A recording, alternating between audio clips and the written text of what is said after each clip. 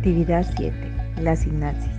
Presentado por Amalia Pepinoza Rivera, Juliet del Carmen Sarmiento Salcedo, Liliana Margarita Espinosa Corrales, Jason Roberto López Melgarejo. Corporación Universitaria Iberoamericana. Especialización en Neuropsicología de la Educación.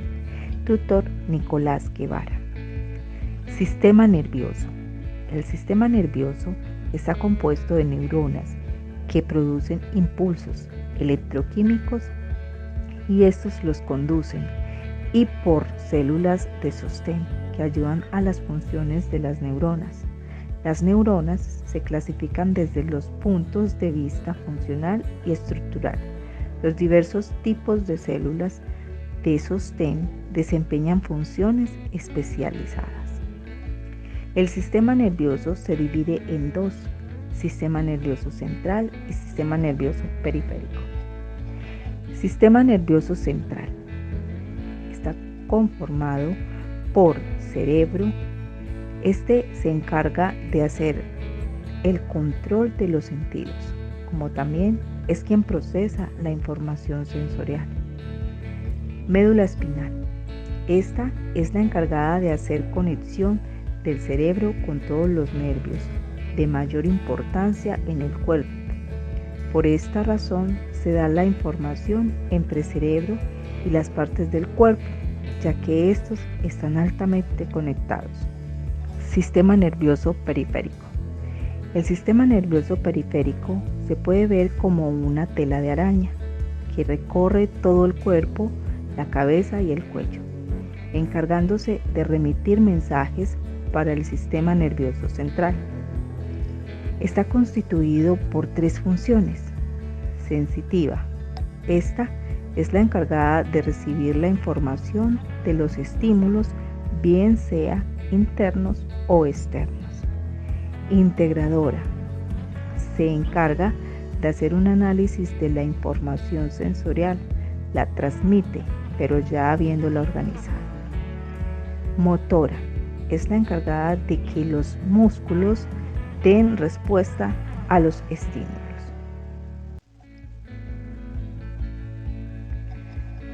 Las membranas.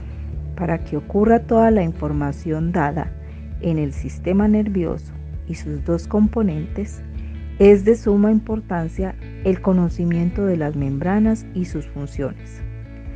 La membrana celular es la estructura fina que envuelve a la célula y separa el contenido de la célula de su entorno.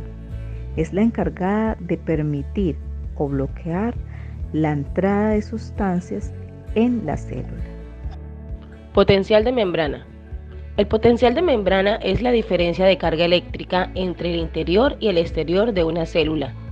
Todas las células vivas mantienen una diferencia de potencial a través de la membrana gracias a las propiedades aislantes de sus membranas plasmáticas y al transporte selectivo de iones a través de esta membrana por parte de los transportadores. Existen tres tipos de potencial de membrana en reposo: potencial de equilibrio, potencial de acción.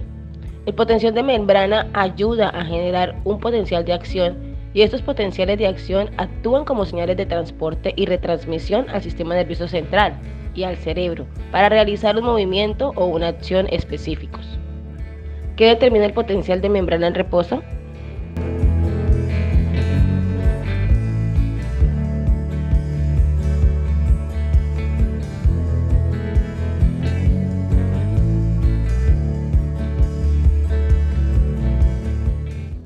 Potencial de equilibrio. Hay muchos iones inorgánicos en los líquidos intracelular y extracelular que se mantienen a concentraciones específicas. El grado al cual cada ion contribuye a la diferencia de potencial a través de la membrana plasmática o potencial de membrana, su gradiente de concentración y su permeabilidad de membrana. Puesto que la membrana plasmática por lo general es más permeable al potasio que a cualquier otro ion, el potencial de membrana por lo general está determinado principalmente por el gradiente de concentración de potasio. Potencial de membrana en acción. La transmisión de diferencias de potencial del orden de milivoltios a una cierta distancia requiere que el proceso de transmisión sea activo con consumo de energía.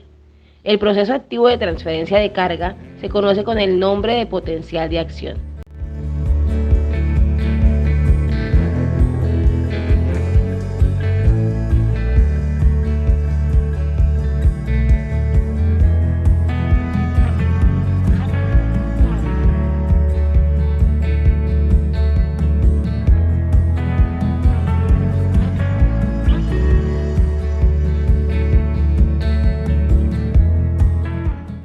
El potencial de acción tiene 3 etapas, las cuales son: despolarización. El potencial de excitación abre los canales de sodio activados por el voltaje y esto produce un gran ingreso de iones sodio. Sobreexcitación. Durante la despolarización, el interior de la célula se vuelve más y más electropositivo, hasta que el potencial se acerca al equilibrio hidroquímico del sodio, que es más 61 megavoltios. Repolarización. El valor de sobreexcitación del potencial de la célula abre canales de potasio activados por voltaje, lo cual provoca una masiva salida de iones potasio, disminuyendo la electropositividad de la célula. La bomba de sodio y potasio. El transporte activo es el proceso que requiere energía de bombear moléculas e iones a través de membranas cuesta arriba, contra un gradiente de concentración. Para mover estas moléculas contra su gradiente de concentración, se necesita una proteína portadora. Las proteínas portadoras pueden funcionar como un gradiente de concentración, pero algunas proteínas portadoras pueden mover solutos contra el gradiente de concentración por un aporte de energía. En el transporte activo, ya que las proteínas portadoras se utilizan para mover materiales contra su gradiente de concentración, estas proteínas se conocen como bombas. Al igual que en otros tipos de actividades celulares, el ATP suministra la energía para el transporte más activo. Una forma en que ATP potencia el transporte activo es transfiriendo un grupo de fosfato directamente de una proteína portadora. Esto puede hacer que la proteína portadora cambie su forma, lo que mueve la molécula o ion al otro lado de la membrana. Hay de todo o nada. Principio neurofisiológico según el cual, si un estímulo es de la intensidad suficiente como para desencadenar un impulso nervioso, este impulso se produce en su totalidad. Si el estímulo es débil, no producirá una reacción débil.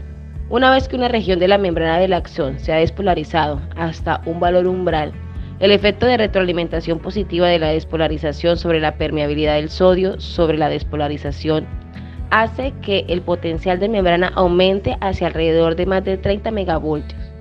Normalmente no se hace más positivo que más 30 megavoltios porque los canales de sodio se cierran con rapidez y los canales de potasio se abren. El tiempo de los canales de sodio, potasio, permanecen abiertos, es independiente de la fuerza del estímulo de despolarización. Sumación espacial y temporal. Cuando se da respuesta a estímulos débiles, menores de un umbral crítico, que en humanos suele ser alrededor de menos 55 megavoltios, el potencial de membrana cambia desde su estado en reposo a unos pocos megavoltios por abajo o por arriba, sin producir cambios importantes en la membrana. Por otro lado, existen dos fenómenos de la membrana, sumación espacial y sumación temporal, que pueden dar lugar a sumatorio de diferentes cambios de potencial mínimos, creando uno que sobrepase el potencial umbral, y por tanto dar lugar al potencial de acción con cambios conformacionales en los canales iónicos voltaje dependientes. La sinapsis se define como el sitio de unión entre células excitables, como neurona-neurona, neurona-músculo, neurona-glándula. Según el mecanismo empleado para la transmisión de la información neural, las sinapsis pueden dividirse básicamente en dos tipos: sinapsis químicas, sinapsis eléctricas. En la sinapsis química, el mensaje es transmitido por un neurotransmisor que es liberado desde la membrana presináptica al espacio sináptico. La difusión de esta sustancia química a través del espacio sináptico para llegar a la membrana postsináptica. La transmisión a través de casi toda la sinapsis en el sistema nervioso es unidireccional y ocurre mediante la liberación de neurotransmisores químicos desde terminaciones de axón presinápticas. Estas terminaciones presinápticas, llamadas botones terminales, debido a su aspecto tumefacto, están separadas de la célula postsináptica por una hendidura sináptica tan estrecha que solo puede observarse con claridad con un microscopio electrónico.